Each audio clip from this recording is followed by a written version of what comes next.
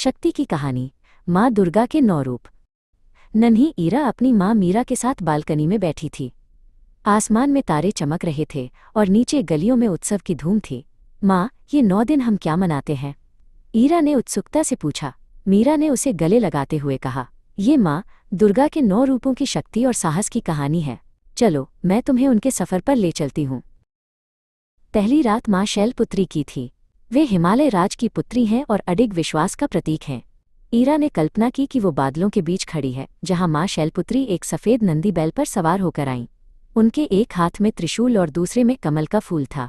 माँ ने ईरा को सिखाया कि जीवन में पर्वत जैसा धैर्य रखना चाहिए। दूसरी रात माँ ब्रह्मचारिणी की थी।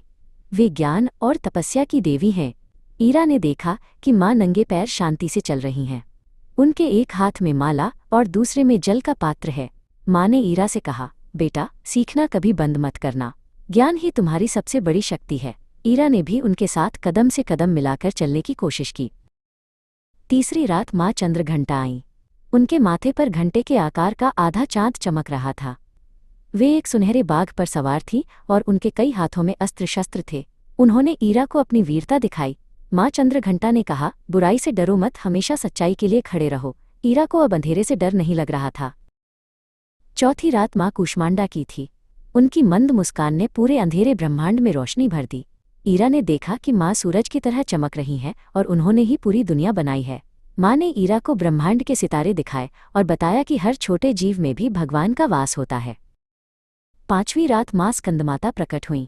वे अपने पुत्र कार्तिकेय को गोद में लिए हुए एक शेर पर बैठी थीं। उनकी आंखों में ममता और प्यार था। ईरा ने देखा कि माँ कैसे अपने बच्चे की रक्षा करती हैं। माँ ने ईरा का सिर सहलाया और उसे सिखाया कि प्यार और दया ही दुनिया को सुंदर बनाते हैं।